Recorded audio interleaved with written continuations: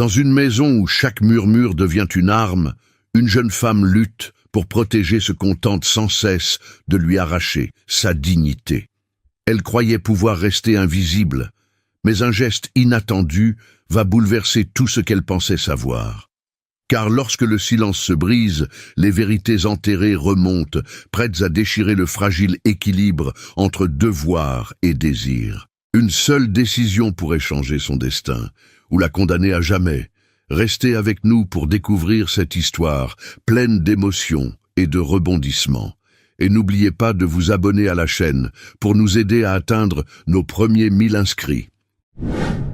Dans les rues pavées de Lyon, sous un ciel d'automne chargé de brume, Émilie se tenait immobile, le cœur battant comme un tambour de guerre.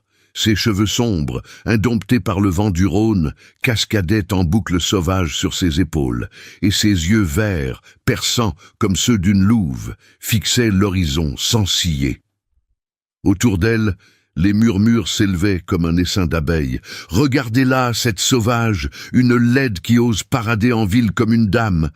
Mais ce jour-là, alors que la foule l'écrasait de son mépris, un homme émergea de l'ombre d'un fiacre, grand, imposant, avec une moustache impeccablement taillée et un regard d'acier. Il s'approcha sans un mot. Le magnate de la soie, Henri de Montfort, celui que tous craignaient et admiraient. Et devant les yeux écarquillés de la ville entière, il posa ses lèvres sur les siennes, un baiser volé, brûlant, qui fit taire les ragots en un instant. Personne n'aurait imaginé cela, personne, sauf elle, qui avait toujours su que sous sa peau tannée par le travail des champs, battait un feu que nul ne pouvait éteindre. Émilie recula d'un pas, le souffle court, ses joues rougissant sous le poids des regards. La place Bellecour bruissait encore des échos du marché matinal. Les marchands criaient leurs offres de soieries et de pain frais.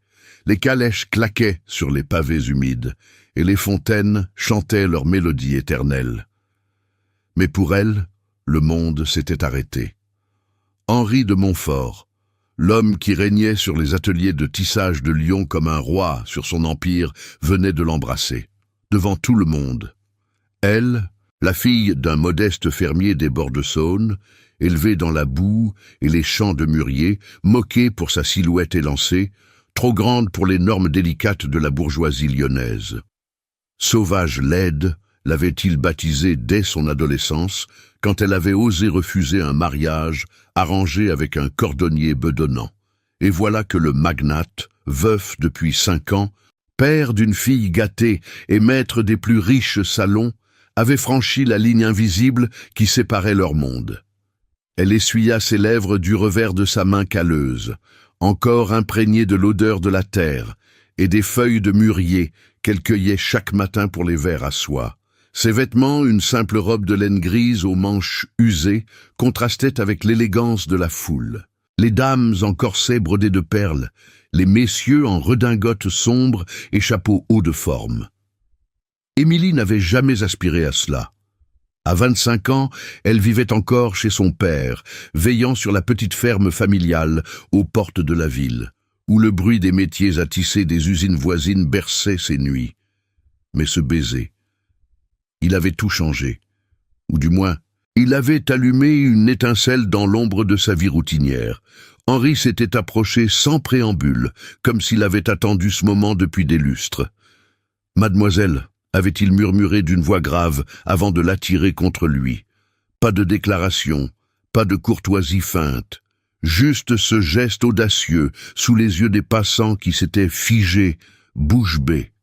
À présent, il la regardait avec une intensité qui la faisait frissonner. « Pardonnez mon audace, mais je ne pouvais plus attendre. » Ces mots étaient simples, dépourvus de l'emphase des galants de salon. Émilie, habituée au silence des champs, ne savait que répondre. Son cœur cognait si fort qu'elle craignait qu'il ne l'entende. Autour d'eux, les murmures reprenaient de plus belle. Une dame en chapeau emplumé porta sa main gantée à sa poitrine, feignant l'horreur. Quel scandale! Le comte de Montfort avec cette paysanne? Un groupe de jeunes bourgeois ricana, mais leur rire sonnait faux, teinté d'envie. Henri ignora tout cela. Il offrit son bras à Émilie comme si c'était la chose la plus naturelle du monde. « Venez, marchons un peu. La ville a besoin d'air frais ce matin. » Ils s'éloignèrent de la place, traversant le pont Saint-Georges, où la Saône coulait paresseuse, reflétant les façades, renaissance des bâtiments. Émilie jetait des regards furtifs autour d'elle, s'attendant à ce que la terre s'ouvre sous ses pieds. Pourquoi lui, Henri de Montfort, était une légende vivante à Lyon? À 40 ans, il avait hérité des filatures familiales et les avait multipliées par 10. Dominant le commerce de la soie qui faisait la fortune de la ville.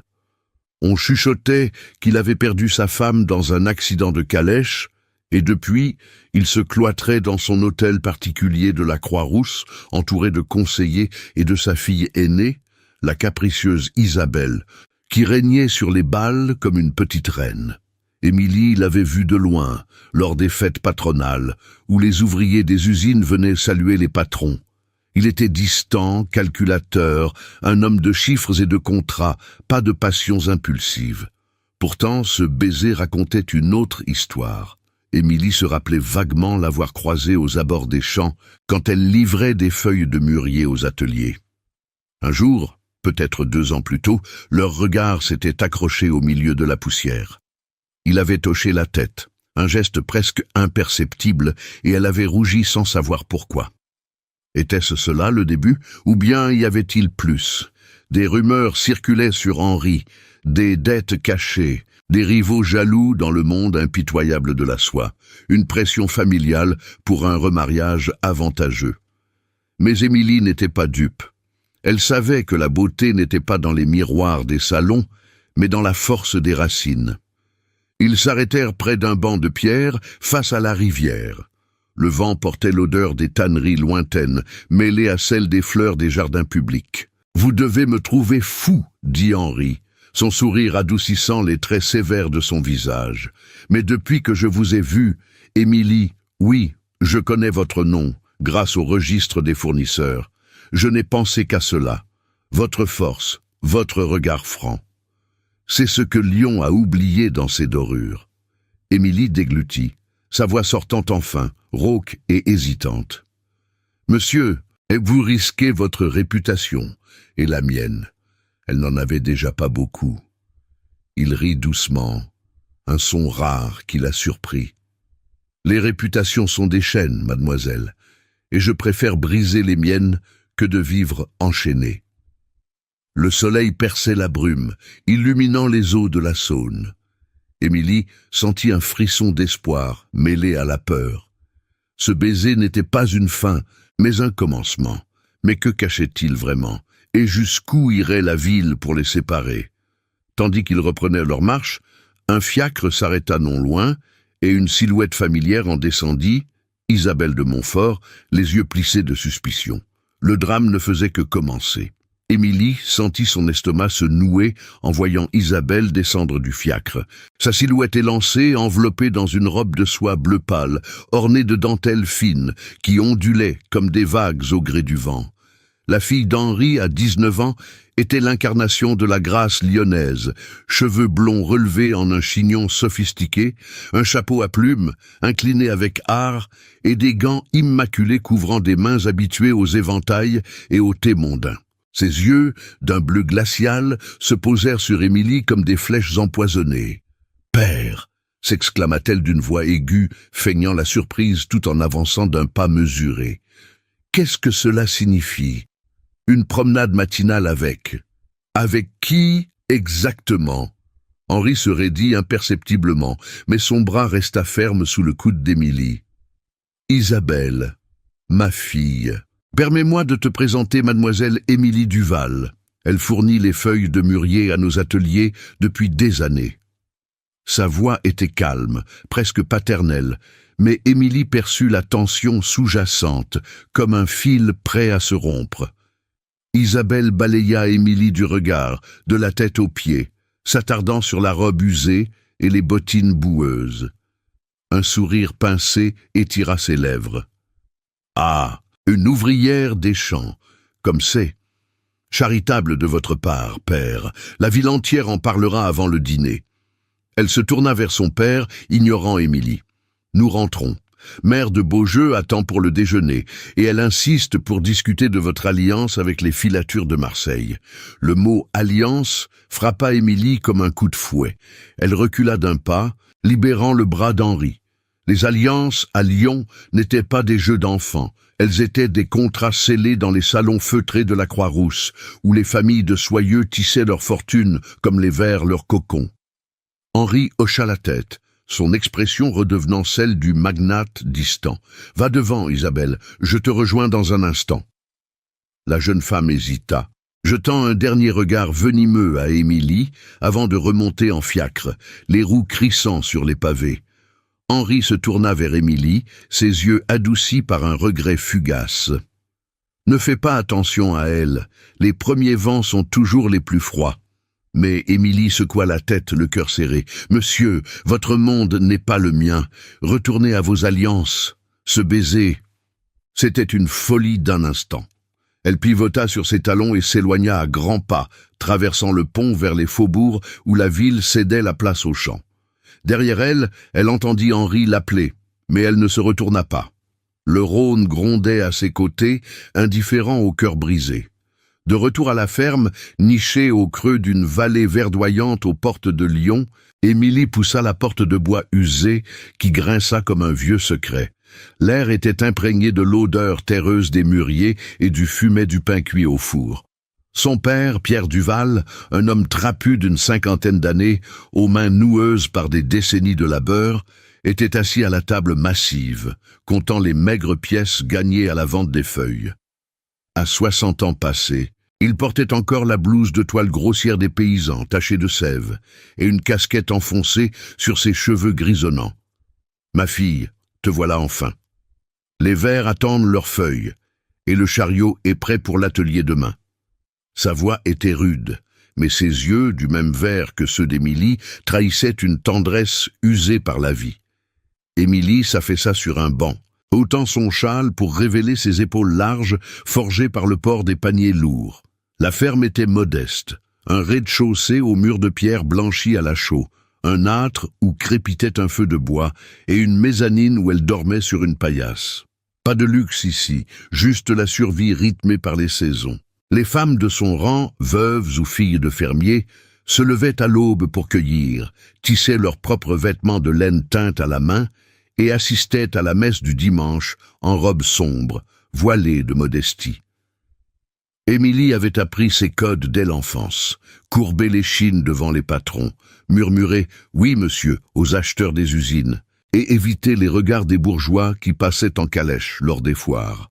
Pourtant, ce matin avait fissuré cette routine. Elle raconta à son père les mots sortant en cascade, omettant le baiser pour ne pas alarmer l'homme déjà marqué par la perte de sa femme, emporté par la fièvre 10 ans plus tôt. Pierre fronça les sourcils, grattant sa barbe poivre et sel. Le comte de Montfort? Bah, ces riches sont comme les tempêtes du Rhône.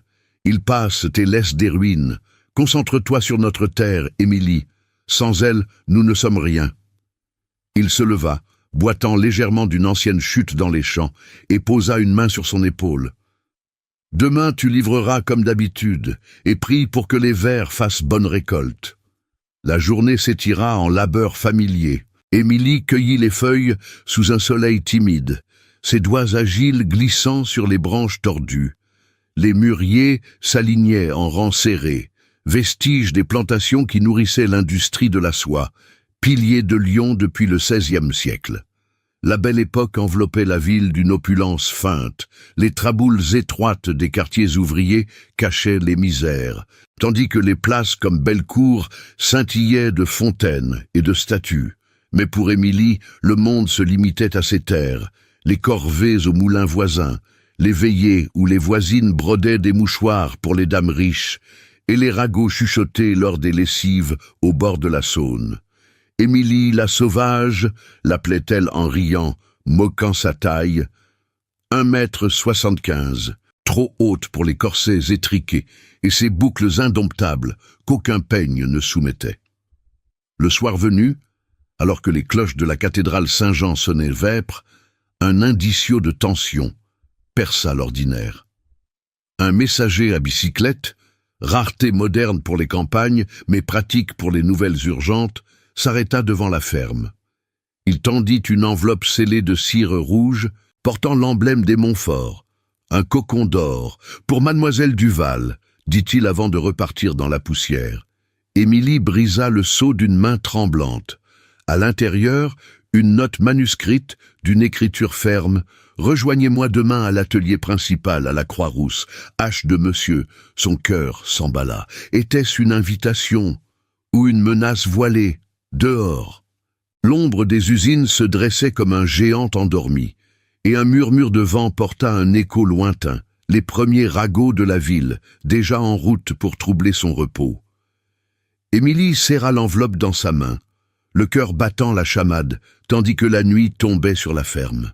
Les flammes de la lampe à huile dansaient sur les murs, projetant des ombres longues comme des doigts accusateurs. Son père ronflait déjà dans la chambre attenante, épuisé par une journée à réparer les clôtures des mûriers. Elle relut les mots d'Henri. Une invitation formelle, tracée d'une encre noire qui semblait absorber la lumière. Rejoindre l'atelier principal à la Croix-Rousse, demain à l'aube. Pourquoi? Pour une commande de feuilles ou pour prolonger cette folie du baiser? Elle froissa le papier et le glissa sous son oreiller, mais le sommeil la fuit, hanté par les échos des murmures de la place Bellecour.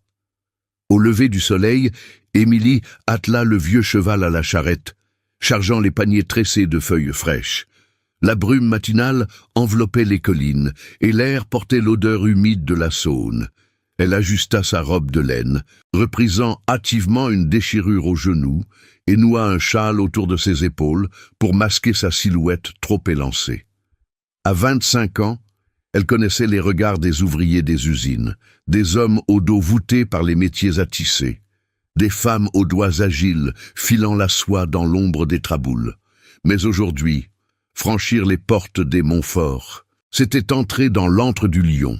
La Croix-Rousse, quartier des Canutes, bourdonnait déjà d'activité. Les navettes cliquetaient comme un orchestre infernal, et les fumées des cheminées s'élevaient vers un ciel gris. La charrette cahotait sur les pavés escarpés quand Émilie aperçut les grilles imposantes de l'atelier principal. Des murs de briques rouges, couronnés de créneaux, gardaient l'entrée comme une forteresse. Des gardes en uniforme sombre vérifièrent de son chargement, leurs yeux plissés de suspicion. « Duval, hein? Le patron vous attend dans le bureau. » Un ouvrier, un jeune à la moustache clairsemée nommé Lucien, l'aida à décharger, jetant des regards curieux. « T'es la fille des champs. On cause de toi en bas depuis hier, le baiser. Tout le monde sait. » Émilie rougit, ses joues brûlantes.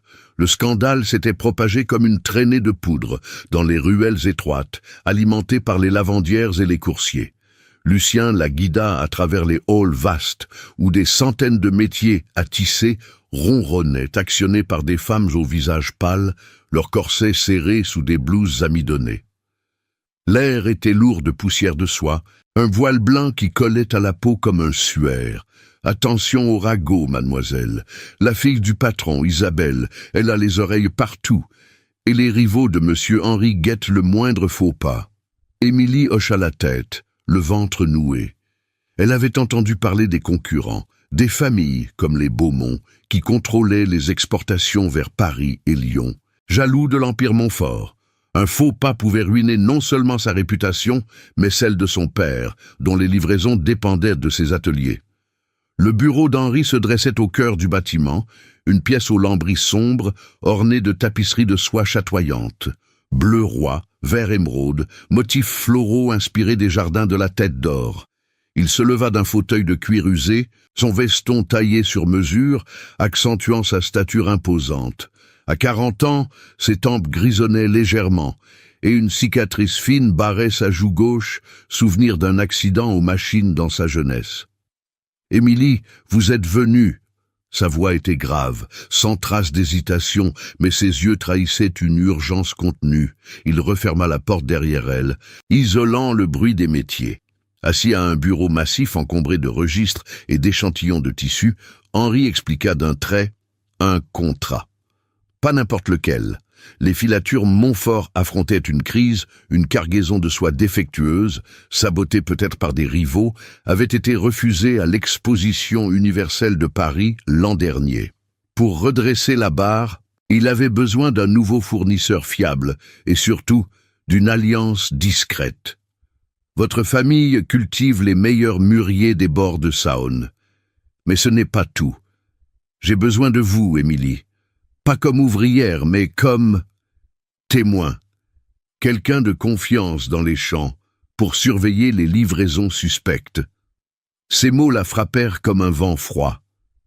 Elle recula, heurtant une étagère où s'empilaient des bobines. « Vous me demandez d'espionner? Pour vous ?» Sa voix trembla, rauque d'indignation. Émilie n'était pas une espionne. Elle était une fille de la terre, habituée aux serments simples échangés au bord du feu.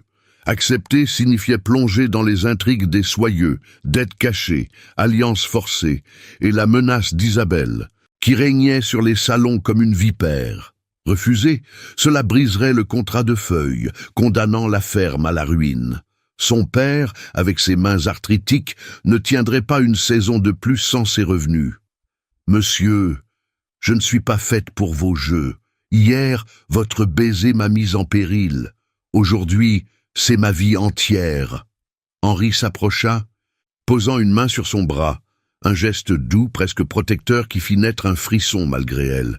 Ce baiser n'était pas un jeu, c'était une promesse. Lyon est un nid de serpents, Émilie. Les Beaumont ourdissent contre moi depuis des mois. Faux contrats, rumeurs de faillite. Si je tombe, des centaines d'ouvriers comme Lucien perdront tout. Et vous méritez plus que les moqueries de la place. Il sortit un document du tiroir, un accord manuscrit, scellé de cire, promettant un doublement des paiements pour les feuilles, et une clause secrète, son rôle de conseillère des champs. Les règles du Nouveau Monde s'imposaient. Discrétion absolue, rendez-vous codé via des messagers et évitement des yeux d'Isabelle. Hésitante, Émilie signa d'une main tremblante, le coup social déjà palpable. Les ouvrières dehors chuchotaient déjà, et un premier obstacle surgit quand un clerc entra, portant une lettre cachetée des Beaumont. « Monsieur, ils exigent une réunion ce soir pour discuter alliance. » Henri serra les dents, son regard durcissant. Émilie sentit le piège se refermer. En acceptant, elle entrait dans une danse dangereuse où un faux pas pouvait la noyer sous les calomnies. « Je le ferai, mais si cela nous détruit, ce sera sur votre tête. » Ils sortirent ensemble, traversant les halls où les métiers semblaient murmurer des avertissements. Dehors, la charrette l'attendait, mais un groupe d'ouvriers s'était formé, mené par une femme aux cheveux noués en foulard, les yeux emplis de jalousie. La paysanne qui grimpe les échelons. Bientôt, elle portera nos soieries volées. Les rires fusèrent, un veto social clair. Elle n'était plus la simple cueilleuse, mais une intruse. Émilie monta sur la charrette, fouettant le cheval, mais au détour d'une ruelle, un fiacre passa lentement. À l'intérieur, Isabelle, le visage pâle de rage, serrait un éventail comme une arme. Le soir même, une lettre anonyme arriva à la ferme. Abandonne, sauvage, ou perds tout. La rupture était consommée. Émilie, forcée à ce choix, changea de vie. Plus de retour en arrière. Demain, elle livrerait non plus des feuilles, mais des secrets. Et si les Beaumont frappaient? Émilie traversa les ruelles escarpées de la Croix-Rousse, la charrette brinque-ballant sur les pavés irréguliers, tandis que le soleil de midi perçait les nuages bas. La lettre anonyme, pliée dans sa poche comme un poison lent, pesait sur son esprit. Abandonne, sauvage, ou perds tout. Les mots dansaient devant ses yeux, écrits d'une main anonyme, peut-être celle d'Isabelle ou d'un laquais des Beaumont. Elle fouetta le cheval plus fort, pressant le pas vers la ferme. Mais le contrat signé brûlait encore dans sa mémoire. Elle n'était plus une simple cueilleuse. Désormais, elle veillerait, observerait les ombres dans les champs pour Henri. Ce rôle la terrifiait autant qu'il l'attirait, comme un fil de soie fragile tendu entre deux mondes. 3 jours plus tard, une invitation arriva par messager sur un carton crème bordé d'or, scellé du cocon des Montfort. Thé chez Madame de Beaujeu ce samedi à 3 heures. H. Émilie relut l'invitation à la lueur de la lampe à huile, son père somnolent près de l'âtre. Un thé mondain. Chez les Beaujeu, ces piliers de la soie lyonnaise dans leur hôtel particulier du quartier Saint-Clair. C'était un test, une intégration forcée dans le cercle des élégantes, où les robes de taffetas bruissaient comme des secrets. Elle n'avait jamais mis les pieds dans de tels salons. Sa garde-robe se limitait à des robes de laine grise ou beige, aux jupes amples et aux cols montants en coton brut, cousus à la main par les voisines. Pour ce thé, il faudrait improviser. Le samedi, Émilie se présenta à la porte massive de l'hôtel Beaujeu, un bâtiment de pierre claire aux balcons ornés de ferronneries florales, typique de l'opulence de la belle époque. Elle avait emprunté une robe à sa voisine, une veuve d'ouvrier, un modèle de serge bleu marine, cintré à la taille par un corset léger, pas trop serré, pour ne pas entraver ses mouvements de paysanne, avec des manches bouffantes et une jupe plissée qui balayait le sol. Ses cheveux indomptables étaient relevés en un chignon lâche, piqué d'une épingle d'os, et elle portait des gants de chevreau usés, noircis par le travail. Pas de bijoux, juste un médaillon en argent, héritage de sa mère, représentant une feuille de mûrier gravée. La domestique, une jeune fille aux tabliers amidonnés, l'introduisit dans le salon aux murs tapissés de soie damassée, où une dizaine de dames sirotaient du thé dans des tasses de porcelaine fine. L'air embaumait le jasmin et les pâtisseries aux amandes. Madame de Beaujeu, une matrone aux cheveux poivre et sel relevés en chignon sophistiqué, vêtue d'une robe de faille violette à collier de perles, l'accueillit d'un sourire poli mais froid. « Mademoiselle Duval, enchantée. Henri nous a tant parlé de vos contributions au mûrier. » Les mots glissèrent comme une lame fine. Émilie s'assit sur le bord d'un fauteuil capitonné, ses mains tremblant légèrement sur ses genoux. Henri était là, assis près de la cheminée de marbre, en redingote noire taillée sur mesure, sa cravate de soie nouée avec précision. Ses yeux d'acier croisèrent les siens un instant, un micro-geste de soutien. Un infime hochement de tête, presque imperceptible. À ses côtés, Isabelle trônait comme une reine outragée, dans une toilette de mousseline rose pâle, ornée de ruches et de rubans, ses gants remontant jusqu'au coude. Elle sirotait son thé sans un mot, mais ses yeux bleus lançaient des éclairs. Les autres dames, épouses de soyeux, avec leurs chapeaux emplumés et leurs éventails peints, murmuraient derrière leurs tasses « La sauvage des champs ». Quelle audace de l'inviter ici. Un rire étouffé fusa d'une dame en robe de brocart vert. La conversation tourna vite autour des alliances commerciales.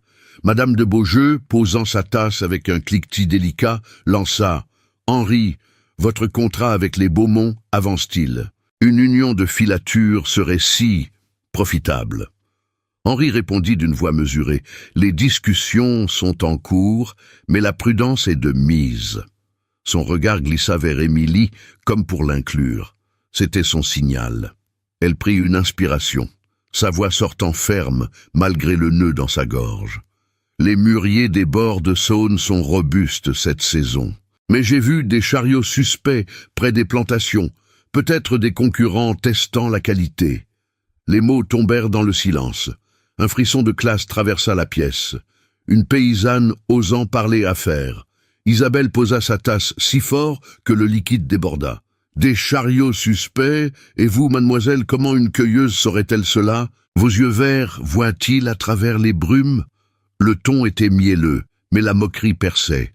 Les dames ricanèrent, une humiliation subtile qui fit rougir les joues d'Émilie. « Ma famille fournit vos ateliers depuis des générations, mademoiselle de Montfort. On apprend à observer dans les champs. » Henri intervint d'un geste minimal. Sa main effleura le dossier de son fauteuil, un toucher fugace qui la stabilisa. « Émilie a l'œil, Isabelle, c'est pour cela que je la consulte. » Sa défense était brève, presque nonchalante, mais elle réchauffa le cœur d'Émilie, comme un rayon de soleil. Pour briser la tension, Madame de Beaujeu proposa un tour au piano, un instrument laqué noir trônant dans un coin, orné de partitions de Chopin. Isabelle s'y dirigea avec grâce, ses doigts gantés effleurant les touches pour une mélodie légère, un air de valse. Émilie, mal à l'aise, resta en retrait, Mais Henri s'approcha, sortant de sa poche un petit broche en forme de cocon d'argent, ciselé avec finesse. « Tenez, Émilie, un échantillon de notre travail. Portez-le pour vous rappeler que la soie naît de la terre comme vous. » Il l'épingla à son châle, ses doigts frôlant son épaule, un contact électrique, chargé de promesses tacites. Leurs regards se croisèrent dans un silence partagé, un instant d'intimité au milieu du salon bruyant. Le broche devint symbole, non plus une simple ouvrière, mais une alliée. Isabelle s'arrêta de jouer, ses notes s'éteignant abruptement. « Père, ce bijou est indigne d'un salon. » Mais Henri ignora, se contentant d'un sourire en coin. Le thé s'acheva sur des politesses forcées, Émilie saluant avec une révérence maladroite. Dehors, sous le porche ombragé, Henri la raccompagna jusqu'à sa charrette. « Vous avez tenu bon, c'est un début. » Sa voix baissa. « Ce soir, un messager passera pour les détails des observations. » Émilie hocha la tête, le broche pesant contre sa poitrine comme un talisman. Pourtant, l'antagoniste veillait dans l'ombre. Isabelle, restée en retrait près d'une fenêtre, avait tout vu. Ses lèvres se pincèrent, et elle murmura à une domestique « Surveille-la et informe les Beaumont. » Le soir même, un commentaire circula dans les salons, une note discrète dans le journal local, Le Progrès, chuchotant d'une intruse au champ dans les cercles de soie. Émilie, de retour à la ferme, lut l'article à la lueur d'une bougie. La friction sociale montait, visible comme une tache sur la soie. Et si Isabelle frappait plus fort? Le broche brillait dans sa main, mais l'ombre d'un complot s'allongeait déjà sur les mûriers. La pluie s'abattit sur Lyon comme une vengeance divine, transformant les pavés de la Croix-Rousse en un labyrinthe glissant et boueux. Émilie chevauchait son vieux cheval à travers les collines, les paniers de feuilles de mûrier attachés de travers, sous une bâche déchirée. L'orage avait surgi sans avertissement, un grondement sourd qui ébranlait les ateliers lointains. Elle avait quitté la ferme à l'aube pour une livraison urgente. Henri l'avait mandé par un messager discret, invoquant une inspection des plantations. Mais le ciel s'était assombri, et maintenant la foudre zébrait l'horizon, forçant Émilie à chercher refuge.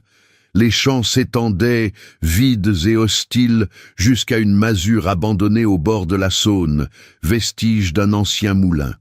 Elle y entra, trempée jusqu'aux os, son châle collant à sa peau comme une seconde peau. À peine avait-elle allumé un feu chétif avec des branches humides que la porte s'ouvrit en craquant. Henri apparut, son manteau ruisselant, son chapeau melon dégoulinant sur le seuil. « Émilie, Dieu merci, vous êtes là !» Sa voix couvrit le tonnerre, un mélange d'inquiétude et de soulagement. Il avait chevauché depuis l'atelier, alerté par le messager qui n'avait pas pu la rattraper. L'orage les avait piégés ensemble dans cet abri précaire. Mur de pierre noirci par le temps, un sol de terre battu, et une unique fenêtre aux vitres fendues qui laissait hurler le vent. Dehors, la Saône gonflait, ses eaux tumultueuses claquant contre les berges comme un avertissement. Ils s'assirent près du feu naissant, dos à dos pour sécher leurs vêtements. Émilie ôta son châle, révélant sa robe de laine grise, plaquée contre son corps élancé, ses boucles sombres cascadant en désordre. Henri, à 40 ans, semblait soudain vulnérable. Sa chemise blanche collait à sa poitrine large, et ses mains, habituées au registre et aux poignées de porte des salons, tremblaient en frottant ses bras. Le silence s'étira, rompu seulement par les éclairs qui illuminaient leurs visages. « Cet orage, il nous force à nous confier », murmura-t-il enfin, brisant la glace. Émilie hocha la tête, le cœur battant. Le confinement les rapprochait, comme si la nature conspirait pour dénuder leurs âmes. Henri sortit de sa poche le broche en forme de cocon, celui qu'il lui avait offert au thé. « Regardez cela, ce n'est pas seulement un bijou, c'était à ma femme, Claire. » Sa voix se fit plus grave, un aveu qui pesait comme une pierre. Il le posa entre eux, l'argent terni par les ans scintillant faiblement. Émilie le toucha du bout des doigts, sentant la gravure fine, une feuille de mûrier entrelacée. Elle l'adorait. Elle venait des champs, comme vous, fille d'un petit soyeux ruiné par la crise de 1870. Nous nous sommes mariés contre l'avis de tous. Lyon nous a jugés fous. Il marqua une pause. les yeux perdus dans les flammes. Mais un accident de calèche l'a emporté, il y a 5 ans. Une roue brisée sur la route de Vienne. J'ai vu son corps, froid sous la pluie. Et depuis, je vis avec la culpabilité. J'aurais dû l'accompagner ce jour-là. Le devoir des filatures m'a retenu. Émilie sentit un pincement au cœur. Elle, qui avait perdu sa mère à la fièvre, connaissait ce vide. Ma mère, elle chantait en cueillant les mûriers. Une mélodie simple, héritée des canutes. Sans réfléchir, elle entonna les notes, sa voix rauque et pure, couvrant le bruit de la pluie. Une ballade sur les vers à soie et les amours perdus. Henri se tourna vers elle, captivé. La scène devint Ancora. Cette musique, objet hérité d'un passé partagé, dénudait leurs couches. Il joignit sa voix, hésitante au début, puis plus assurée. Leurs regards se croisèrent, un silence chargé où les mots n'étaient de plus nécessaires. « Vous me rappelez qu'il y a de la vie après la perte », dit-il doucement, sa main effleurant la sienne sur le broche, un geste fugace qui réchauffa l'air froid. La confiance grandit, comme un fil de soie tissé dans l'urgence. Henri confia plus. Le luto l'avait endurci, le transformant en magnate distant pour protéger Isabelle.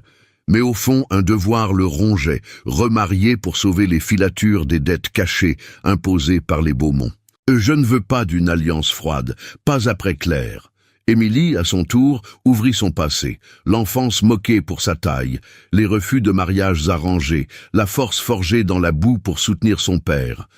On m'appelle sauvage parce que je ne plie pas, mais avec vous. Je me sens vu. Une promesse tacite plana, leurs doigts s'entrelacèrent brièvement, changeant la température émotionnelle, un feu intérieur contre l'orage extérieur. Pas de passion consumée, juste une intimité forcée qui humanisait l'homme d'acier. Dehors, la pluie faiblissait, mais un bruit de sabots approcha. Un cavalier émergea de la brume, un envoyé anonyme aux traits masqués par un foulard. Il lança une missive cachetée avant de repartir. Les Beaumont savent pour le broche. Isabelle parle. Fuyez ou tombez. Henri serra le poing, son visage se durcissant. Émilie pâlit, le cœur retombant. La confiance naissante se fissurait déjà. L'orage passé, ils se séparèrent, mais la lettre dans la poche d'Émilie pesait comme un présage. Et si Isabelle, espionnant depuis les salons, ourdissait déjà le prochain coup? La nuit tombait, et avec elle, une ombre sur leurs liens fragiles. La nuit s'épaissit autour de la masure, comme un manteau de velours noir troué par les éclairs sporadiques. Émilie serrait la missive dans sa main moite, les mots « fuyez » ou « tombez » se gravant dans son esprit comme une marque au fer. Henri, encore accroupi près du feu mourant, relut le papier à son tour, ses traits se crispant sous la lueur vacillante. Les Beaumont, ils n'attendent que cela, une faille pour frapper. Sa voix, d'habitude si assurée, trahissait une fêlure, un écho de la vulnérabilité qu'il venait de lui confier. Dehors, la Saône murmurait ses secrets, ses eaux gonflées par l'orage léchant les berges comme une bête affamée. Ils chevauchèrent en silence vers Lyon, séparés par un intervalle prudent, la boue éclaboussant les flancs de leur monture. Émilie rentra la première à la ferme, où son père l'attendait, les sourcils froncés sous sa casquette usée. « Où étais-tu, ma fille? La livraison est en retard, et les vers meurent sans feuilles. » Pierre Duval, les mains tremblantes d'inquiétude, ne remarqua pas la pâleur de son visage. Elle murmura une excuse, un orage imprévu, et s'enferma dans la mezzanine, le broche de Claire pesant contre sa poitrine comme un serment trop lourd. Le sommeil la fuya. À l'aube, un bruit de sabots la tira de sa veille. Un fiacre s'arrêta devant la porte, et en descendit un clerc aux lunettes pincées, muni d'un rouleau de parchemin. « Mademoiselle Duval, au nom des filatures Beaumont, nous contestons votre contrat avec Montfort. » Les mots tombèrent comme un couperet. Le sabotage avait commencé. Une plainte formelle, accusant la famille Duval de fournir des feuilles contaminées par une maladie des mûriers, menaçant les cocons entiers. « Preuve à l'appui », dit le clerc, déroulant un document jauni, prétendument analysé par un botaniste de Paris. « Votre père devra comparaître devant le tribunal des marchands demain, et vos livraisons interdites jusqu'à verdict. » Émilie sentit le sol se dérober. Ce n'était pas une simple rumeur, c'était une attaque frontale, ourdie dans l'ombre des salons. Isabelle avait dû parler, déverser son venin aux Beaumont, ses rivaux aux yeux froids qui convoitaient l'empire d'Henri depuis des lustres. Pierre surgit, les yeux écarquillés. Qu'est-ce que cela veut dire? Nos mûriers sont sains comme le jour, c'est une calomnie. Mais le clerc haussa les épaules, indifférent. La réputation des Beaumont est en jeu. Et la vôtre? Elle s'effondre déjà. Il repartit, laissant derrière lui un silence assourdissant. Émilie serra les poings, ses ongles s'enfonçant dans ses paumes calleuses. La perte était tangible. Sans livraison, la ferme périrait. Son père, déjà affaibli par les ans, boitait plus que jamais, ses épaules voûtées sous le poids de cette trahison.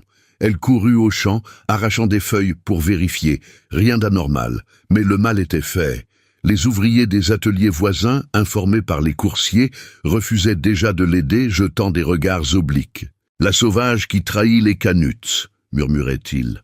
Henri apprit la nouvelle par un messager haletant, alors qu'il traversait les halls de son atelier principal.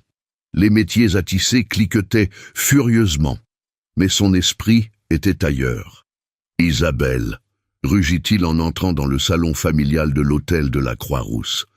Sa fille se tenait près d'une fenêtre, un éventail à la main, feignant l'innocence dans sa robe de taffetas vert olive ornée de perles cousues à la main. « Père, comment osez-vous m'accuser? J'ai seulement averti les Beaumont d'une incohérence dans vos contrats. Cette Duval ruine tout. Elle n'est qu'une paysanne, une espionne potentielle. » Ses mots étaient aiguisés, mais ses yeux trahissaient la peur.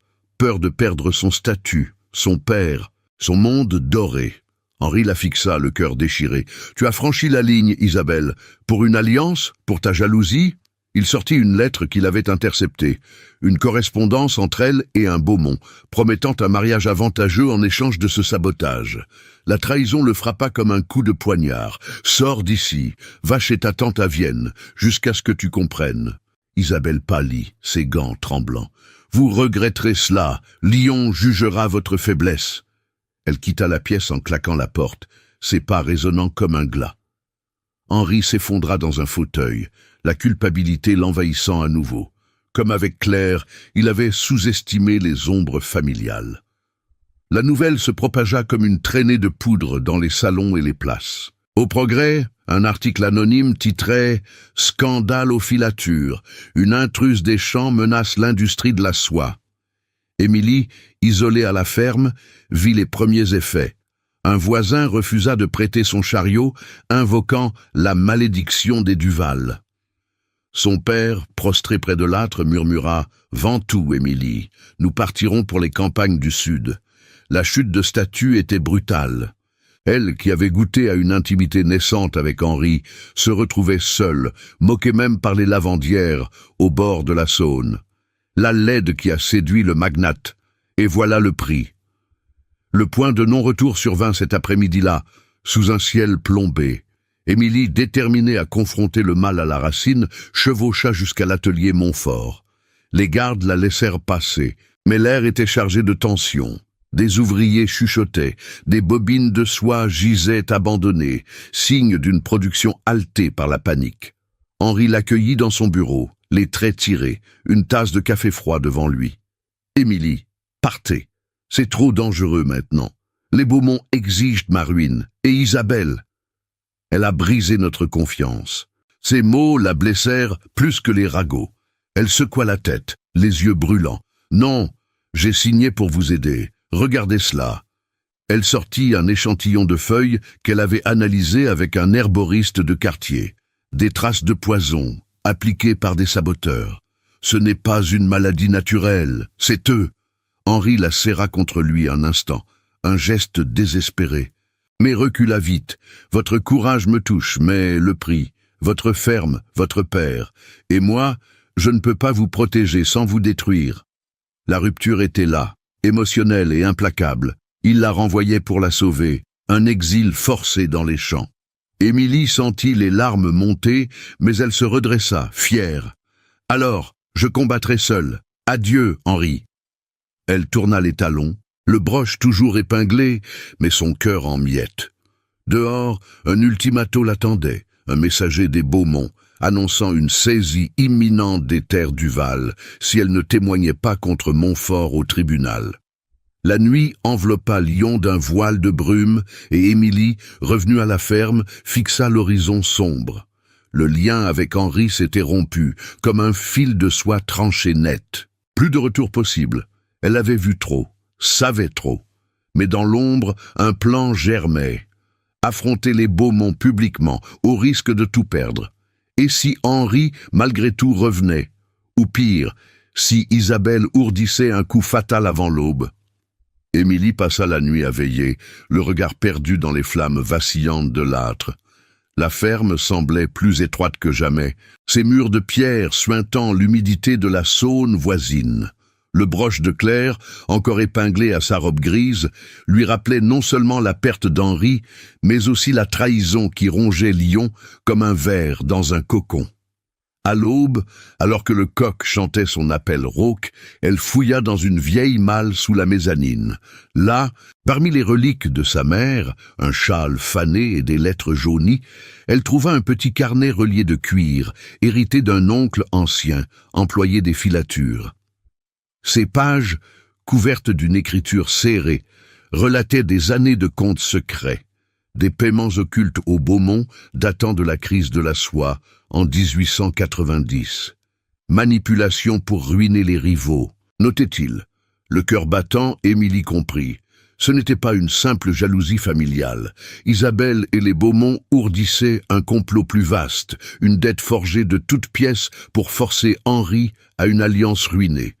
Le soleil perçait à peine la brume quand elle sella le cheval et galopa vers la ville. La Croix-Rousse bourdonnait déjà de ses métiers incessants, mais Émilie ignora les regards hostiles des ouvriers. Elle se dirigea droit vers l'hôtel particulier des Montfort, une bâtisse imposante aux façades Renaissance, flanquée de jardins où les rosiers ployaient sous la rosée. Les domestiques la reconnurent et, après un instant d'hésitation, la laissèrent entrer.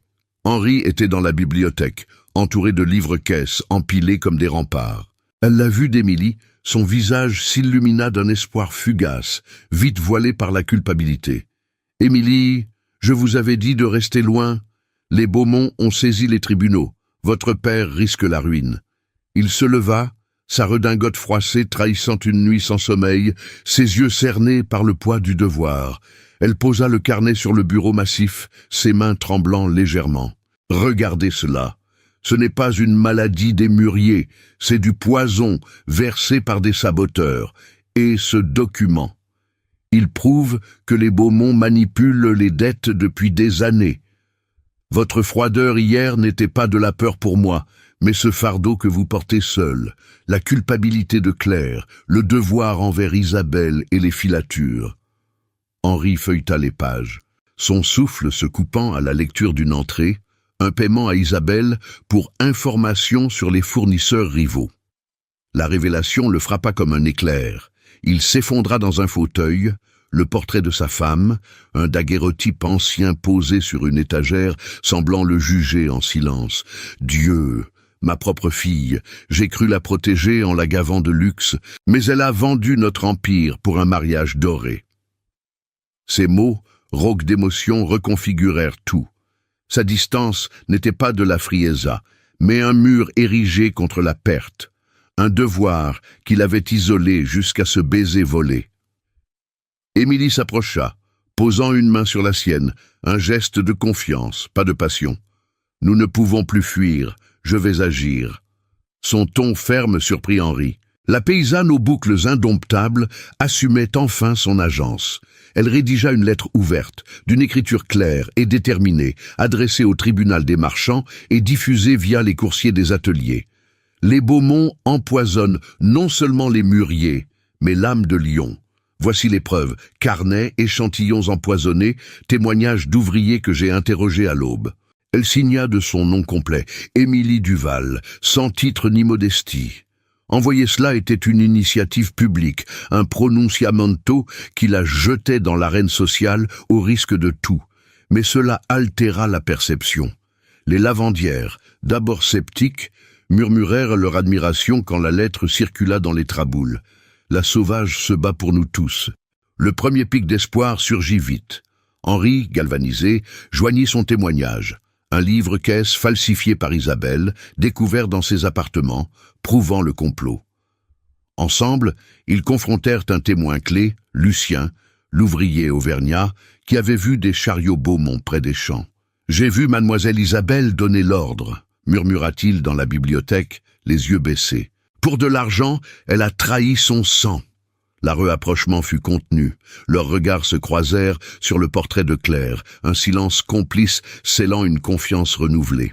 « Vous n'êtes plus seul, Henri, et je ne suis plus la laide des ragots. » Il hocha la tête, un sourire fugace effleurant ses lèvres. Pour la première fois, le magnate vit en elle une égale, forgée par la terre comme lui par les dettes. Mais le Val s'abattit aussitôt. Isabelle, alertée par un domestique, déboula dans la pièce, ses yeux bleus flamboyants de rage. Vêtue d'une robe de soie écarlate, elle brandit une lettre des Beaumont. « Vous osez, père, cette paysanne vous manipule. Les tribunaux la jetteront en prison pour diffamation et nos filatures sombreront. » Sa voix aiguë trahit l'indignation du public naissante. Non contre Émilie, mais contre elle, la héritière gâtée qui vendait son père pour un cocon doré. Henri la foudroya du regard. « C'est toi qui as tout gâché, Isabelle. Ton complot avec les Beaumont. C'est de la trahison pure. » Elle recula, pâle, mais lança un dernier venin. « Lyon rira de vous deux. Demain, à l'Assemblée des Soyeux, je témoignerai contre elle. » La menace grandit, un contre-attaque ourdi, avec des faux témoignages prêts à noyer Émilie sous les calomnies. Émilie tint bon, son cœur gonflé d'une indignation partagée. Les ragots tournaient, dans les salons. On chuchotait du complot des Beaumont. Et même Madame de Beaujeu envoya une note de soutien discret. Un pic d'espoir. Un ouvrier, touché par sa lettre, apporta un portrait caché. Isabelle, en compagnie d'un Beaumont, prit lors d'un bal secret. Preuve irréfutable. Henri et elle partagèrent un moment intime, non passionné mais solidaire. Il ajusta le broche sur son châle, murmurant « Claire aurait aimé votre force ». La confiance les liait plus que jamais. Pourtant, le danger s'amplifia. Un messager des Beaumont surgit à la ferme, menaçant Pierre. « Retirez la lettre ou vos terres brûlent. » Le père d'Émilie, les mains tremblantes, supplia « Arrête ma fille !» Mais elle refusa, rédigeant une seconde missive, appelant les Canutes à l'Assemblée. Le Val culmina quand Isabelle, dans un salon rival, diffusa une rumeur. « Émilie est une espionne payée par Paris pour ruiner Lyon. » L'indignation contre le duo antagoniste enfla.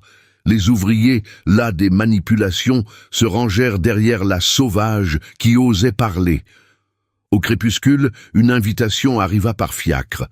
L'Assemblée des Soyeux à l'Opéra de Lyon, demain soir. Tous les magnates seront là, affrontez-nous publiquement, signait un Beaumont. Émilie serra le poing, Henri à ses côtés. Le piège se refermait. Mais avec lui, l'occasion de tout renverser. Et si Isabelle frappait avant le rideau? L'Opéra de Lyon scintillait sous les lustres de cristal, un écrin de velours rouge et d'or où les magnats de la soie se pressaient comme des papillons autour d'une flamme. Les colonnes de marbre veinées de blanc soutenaient un plafond peint de scènes mythologiques, et l'air vibrait déjà des accords d'un quatuor à cordes annonçant l'assemblée. Ce soir-là, en 1905, l'élite des filatures, 200 âmes en habit de soirée, se réunissait non pour un spectacle, mais pour un jugement. Les Beaumont, ses rivaux au sourire carnassier, avaient orchestré l'événement comme un piège. Une réunion d'urgence sur les dettes et les sabotages, où Isabelle de Montfort, exilée mais revenue en force, comptait briller. Émilie Duval, le cœur serré dans sa robe empruntée de serge noir, cintrée à la taille par un corset modeste, jupe longue balayant le sol, un châle de laine grise noué sur les épaules, franchit les portes massives aux bras d'Henri. Ses boucles sombres, domptées en un chignon simple orné du broche en cocon, contrastaient avec les parures des dames, perles, plumes et soieries chatoyantes. Henri, En queue de pie impeccable, la moustache taillée au rasoir serrait son bras avec une fermeté protectrice. À 40 ans, il incarnait le magnate résolu, mais ses yeux d'acier trahissaient l'urgence. « Restez près de moi, Émilie. Ce soir, nous révélons tout. » Ils traversèrent le foyer au miroir doré, où les murmures s'élevaient comme un bourdonnement. « La sauvage aux côtés de Montfort, quel effrontement !» Madame de Beaujeu, en robe de brocart pourpre, les salua d'un hochement distant, tandis qu'Isabelle, trônant près des Beaumont, un couple austère, lui en redingote grise, elle en velours bleu nuit, lança un regard venimeux. À 19 ans, sa fille arborait une toilette éblouissante. Mousseline ivoire brodée de fils d'or, un collier de perles soulignant son cou pâle, mais ses lèvres pincées trahissaient la fureur. L'assemblée s'installa dans la salle principale, les fauteuils de velours alignés face à une estrade improvisée. Monsieur Beaumont senior, un homme voûté aux yeux froids comme la Saône en hiver, monta le premier, un dossier sous le bras, un épais recueil de parchemins et de lettres, fruit de sabotages finaux. « Mesdames, messieurs, les filatures Montfort menacent notre industrie. Dettes occultes, fournisseurs véreux. Et cette Duval, une espionne des champs qui empoisonne nos mûriers. » Il déroula une carte fausse, prétendant des contaminations massives, et appela une témoin achetée. Une lavandière aux traits tirés et gantés pour l'occasion, qui jura avoir vu Émilie verser du poison. Elle l'a fait pour Montfort, une paysanne ambitieuse, laide et sauvage, qui ruine Lyon. Les rires fusèrent, une onde de calomnie traversant la salle. Isabelle renchérit, sa voix aiguë perçant les notes du quatuor. « Mon père est ensorcelé, cette intruse a volé notre honneur. Regardez ce dossier, lettre forgée, prouvant sa trahison. » Elle agita une pile de missives truquées, signées du nom d'Émilie, accusant Henri de collusion avec des rivaux parisiens. Le scandale enfla, les magnats hochant la tête, prêts à condamner. Émilie sentit le rouge monter à ses joues, les souvenirs des moqueries de la place Bellecour ressurgissant comme des lames. Henri se raidit, mais elle posa une main sur la sienne, un geste discret, chargé de leur confiance forgée dans l'orage. C'était leur moment, la contre-attaque intelligente. « Messieurs, mesdames !» lança-t-elle d'une voix ferme, montant sur l'estrade sans attendre l'invitation. Le silence tomba, stupéfait. Les Beaumont mentent. Voici les vraies preuves. Elle sortit le carnet de cuir de son oncle, le déployant sous les lustres. Page jaunie listant les paiements occultes, datés et signés. Pas de dette chez Montfort, mais des manipulations Beaumont depuis 1890. Et ce poison? J'ai un témoin clé. Lucien, l'ouvrier auvergnat, émergea des coulisses, son tablier de travail contrastant avec les habits fins. J'ai vu Isabelle et un Beaumont verser le venin dans les champs pour forcer l'alliance. Il présenta un échantillon analysé par un herboriste indépendant. Trace de belladone, pas de maladie naturelle. Henri joignit sa voix, brandissant le livre-caisse falsifié d'Isabelle. Ma propre fille, séduite par des promesses de mariage, a trahi notre sang. Mais Émilie, elle a sauvé nos filatures. La salle bruissa, les murmures virant à l'indignation. Madame de Beaujeu se leva. C'est monstrueux, les Beaumont, hors d'ici. Un magnate, ancien allié des rivaux, pâlit en reconnaissant son sceau sur une lettre compromise. Le sabotage s'effondra comme un château de cartes. Isabelle bondit hystérique. « Mensonge, père, arrêtez cela !» Mais Henri la foudroya. « Ton choix te définit. Isabelle, tu as choisi l'avidité sur la famille. » Elle recula, les larmes coulant sur son maquillage impeccable, tandis que M. Beaumont balbutiait « C'est une calomnie. » La communauté pivota, les applaudissements éclatèrent. Un tonnerre chaleureux. « À Émilie Duval, la vraie gardienne de la soie !» crièrent les canutes invités en bas de l'estrade. De humilée à respecter, elle se tenait droite, le broche scintillant comme un trophée. Les Beaumont fuirent sous les huées, exilés dans l'ombre, leur empire fissuré par les preuves irréfutables. Isabelle, brisée, s'effondra dans un fauteuil, son monde doré en ruine. Une humiliation publique qui la marquerait à jamais. Le quatuor reprit, une valse triomphante, tandis que la foule entourait Henri et Émilie. Des poignées de main, des félicitations. Vous avez sauvé Lyon, murmura Madame de Beaujeu, serrant le bras d'Émilie. Le pic d'euphorie déferla, une vague cathartique lavant les mois de ragots et de peur. Henri attira Émilie à l'écart, dans un couloir lambrissé où les échos de la musique s'estompaient. « Ce soir, vous m'avez rendu ma force, et plus. » Ses yeux plongèrent dans les siens, un silence post-tempête enveloppant leur proximité. Pas de mots superflus, juste un effleurement de main, un engagement tacite, un futur tissé ensemble, loin des chaînes des alliances forcées. Dehors, la nuit lyonnaise scintillait, mais pour eux, l'aube d'un nouveau cocon s'annonçait.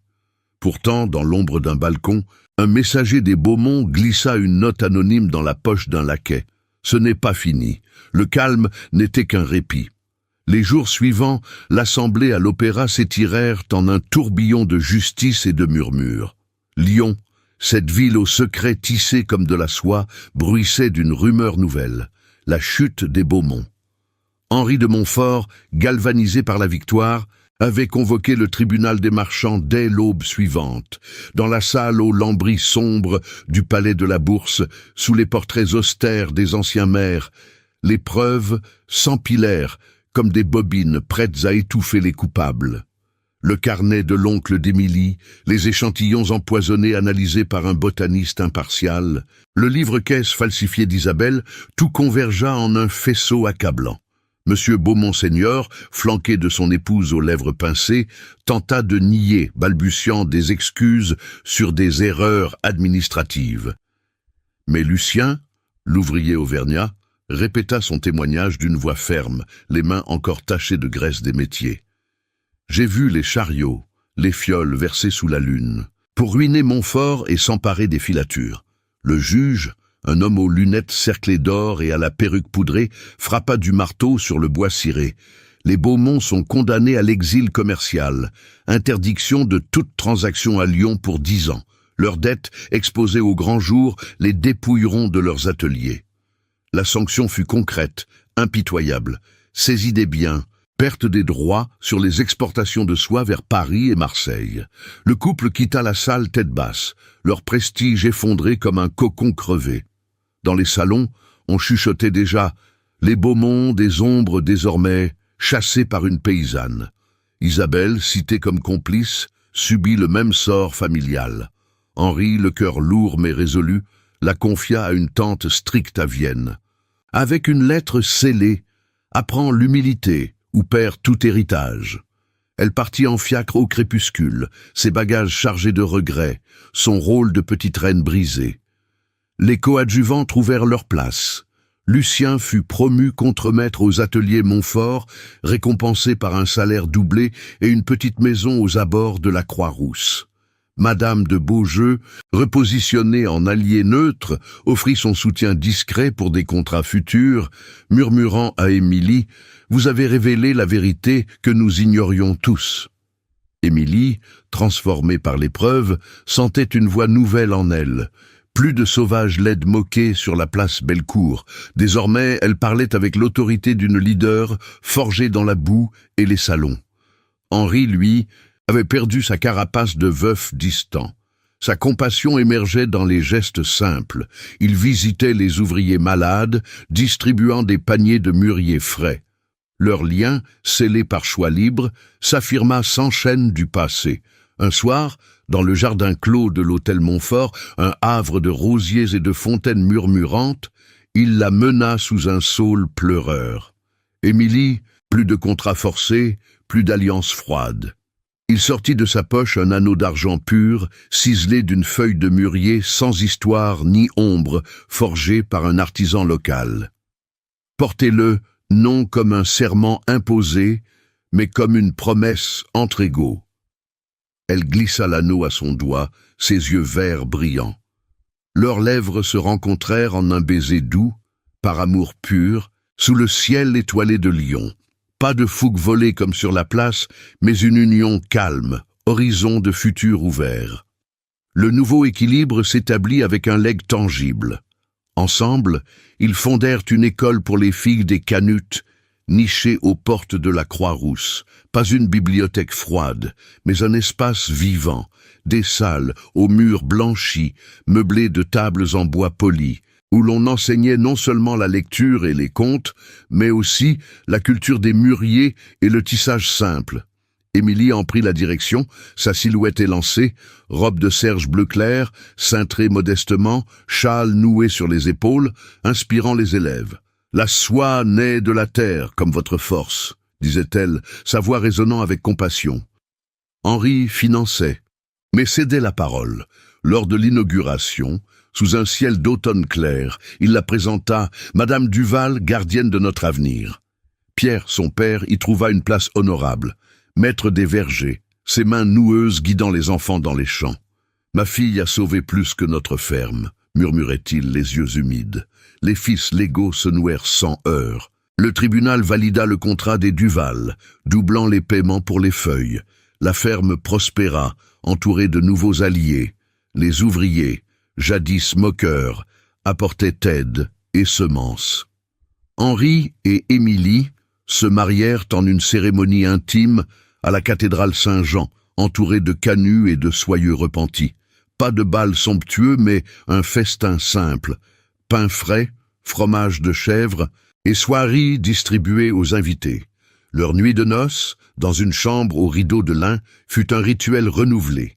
L'anneau brilla à la lueur des bougies et leurs murmures tissèrent des rêves d'enfants. Un fils pour les chants, une fille pour les ateliers. Des mois plus tard, l'image finale s'imprima dans les mémoires. Émilie et Henri marchant le long de la Saône au lever du soleil, l'anneau scintillant sur sa main. Derrière eux, l'école bourdonnait de rires d'enfants cueillant des feuilles. Lyon, redevenu un cocon uni, s'étendait à leurs pieds. Mais un soir, un messager discret glissa une lettre sous la porte.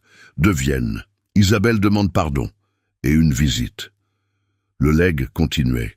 Un horizon infini. 10 ans s'étaient écoulés depuis cette nuit triomphante à l'Opéra de Lyon, et la ville, enveloppée d'un automne doux aux feuilles d'or, semblait avoir tissé un nouveau cocon autour de ses souvenirs. Émilie de Montfort, car elle avait pris ce nom avec fierté, sans ombre ni contrainte, se tenait sur le balcon de leur maison, aux abords de la Croix-Rousse. Un bâtiment rénové où les murs de pierre se mêlaient à des jardins de mûriers soigneusement taillés. À 35 ans, sa silhouette élancée n'avait rien perdu de sa force paysanne. Ses cheveux sombres, encore indomptés par le vent du Rhône, cascadaient en boucles libres sur ses épaules, et ses yeux verts, perçants comme autrefois, balayaient l'horizon avec une sérénité conquise. La robe de serge bleu clair qu'elle portait, cintrée modestement à la taille et ornée d'un simple col de dentelle, bruissait doucement dans la brise. L'anneau d'argent à son doigt, ciselé d'une feuille de mûrier, capturait la lumière déclinante, rappelant ce baiser volé sur la place Bellecour, ce commencement fou qui avait tout changé. Henri, à ses côtés, avait les tempes plus grisonnantes, sa moustache impeccablement taillée, encadrant un sourire adouci par les ans. À 50 ans, le magnate de la soie n'était plus le roi distant des filatures. Il marchait avec une canne d'ébène, souvenir d'une chute aux ateliers, mais son regard d'acier brillait d'une tendresse qu'il réservait à elle seule. « Regarde-les, Émilie », murmura-t-il, posant une main sur la rambarde de fer forgé. En bas, dans le jardin, leurs 2 enfants jouaient.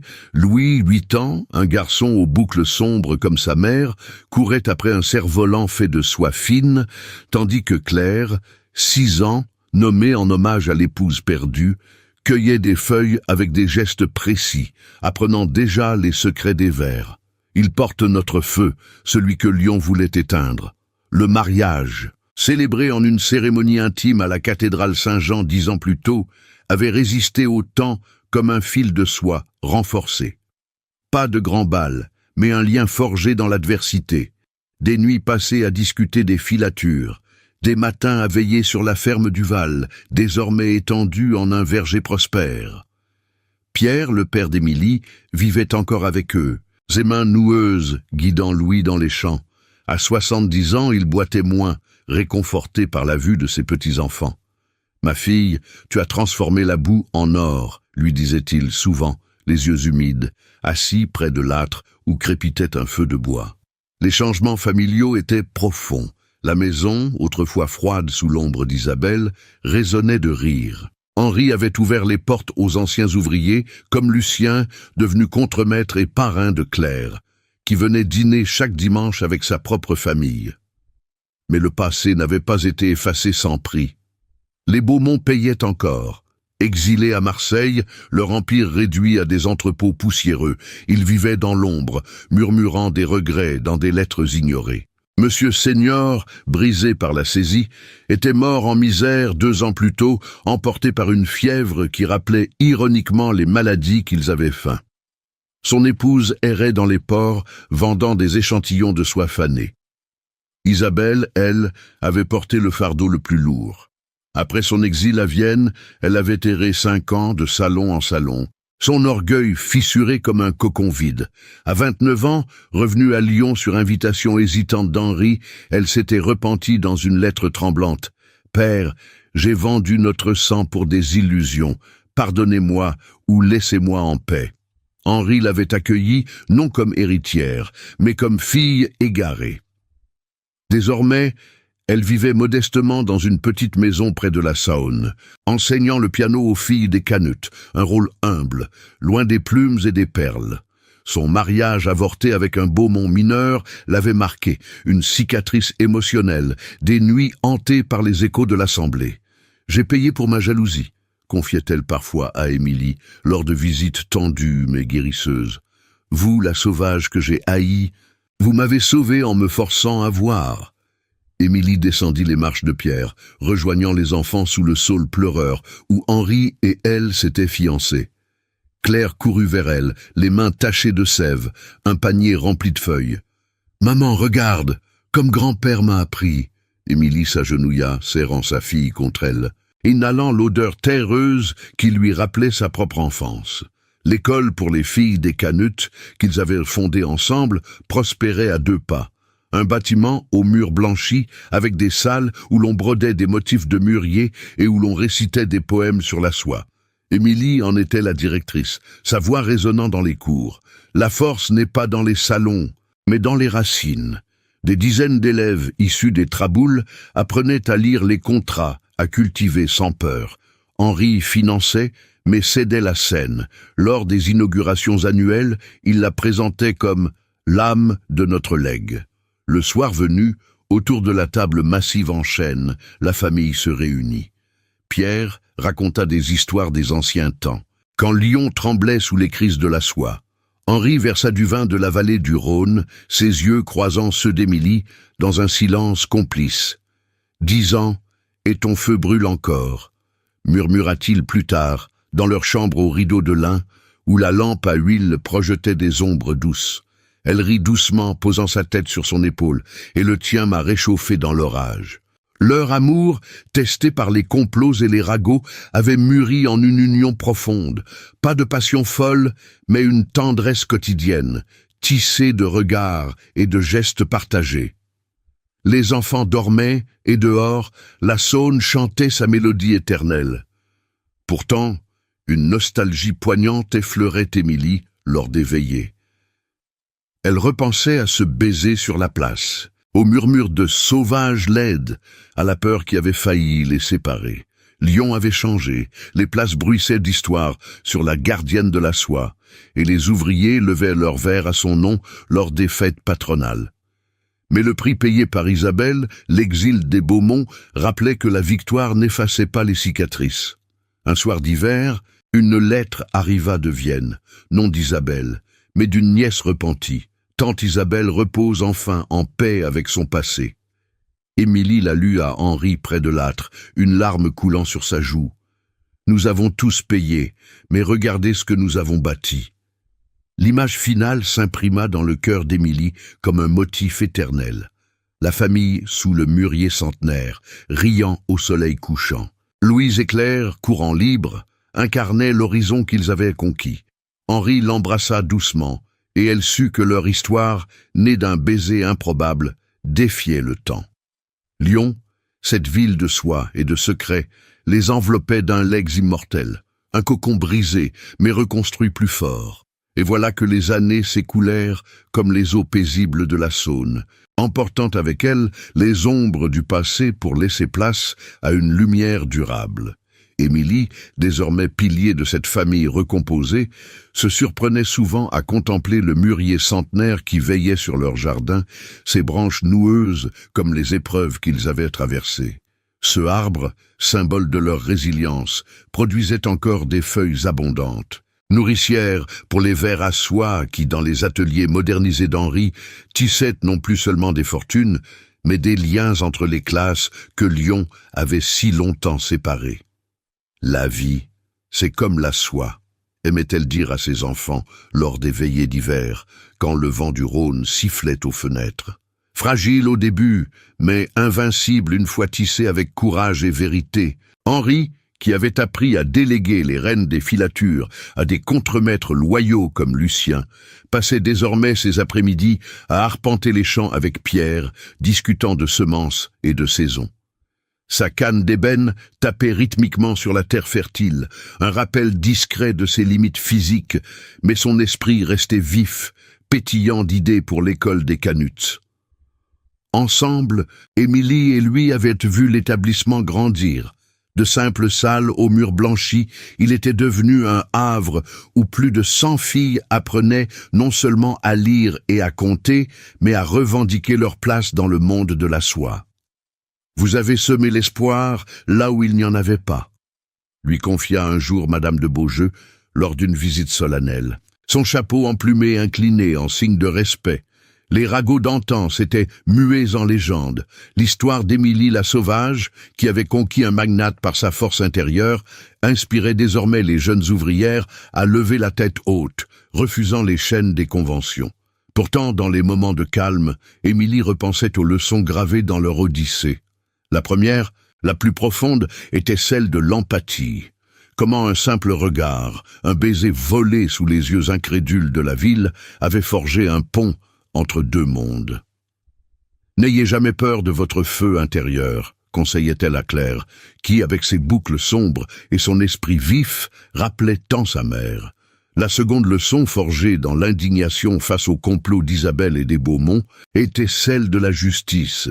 Il fallait oser affronter les ombres, même quand elles venaient de ses proches, pour que la vérité triomphe. Isabelle elle-même, dans ses dernières années, avait incarné cela. Revenue à Lyon pour de bon, elle enseignait le piano avec une humilité nouvelle, ses doigts gantés glissant sur les touches pour des mélodies apaisées. « J'ai appris que l'avidité ronge plus que la soie défectueuse », avoua-t-elle un soir, lors d'un dîner familial tendu mais réconciliateur, ses yeux bleus enfin doux. Et la troisième leçon, celle de l'euphorie conquise, résidait dans leur union. L'amour véritable naissait non des alliances forcées, mais du choix libre, jour après jour. Henri et Émilie, main dans la main lors des promenades le long de la Saône, incarnaient cela. Leurs enfants, Louis et Claire, grandissaient dans cet équilibre. Lui, apprenti aux filatures, apprenait la patience des métiers à tisser. Elle, dans l'école, rêvait déjà de voyage à Paris pour étudier les motifs floraux. Pierre, vieilli mais serein, veillait sur eux tous. Son boitillement un badge d'honneur pour une vie de labeur récompensée. Lyon, cette belle époque figée dans ses traboules et ses places scintillantes, avait évolué sous leur impulsion. Les ouvriers des Canuts, jadis opprimés, siégeaient désormais au Conseil des Soyeux, et les murmures de scandale s'étaient changés en chants de fête lors des patronales. Cher auditeur, cette histoire d'Émilie et Henri nous enseigne que derrière chaque sauvage, jugé par la foule, bat un cœur capable de transformer le destin. Elle nous rappelle que l'empathie unit, que l'indignation pousse à l'action et que l'euphorie de la victoire est le fruit d'un courage partagé. Si cette narration vous a touché, comme elle m'a ému en la contant, laissez un commentaire ci-dessous. Que pensez-vous de ce baiser qui a changé Lyon? Et pour savoir qui a suivi jusqu'au bout, écrivez le mot « cocon » dans votre message. Cela m'aidera à partager plus d'histoires comme celle-ci. N'oubliez pas de vous abonner au canal pour ne rater aucune autre aventure de la belle époque, pleine de passions et de triomphes. Des cartes apparaissent à l'écran pour d'autres récits similaires. Cliquez et plongez dans un nouveau monde. Merci d'avoir voyagé avec moi. Que votre propre histoire soit tissée de soie éternelle.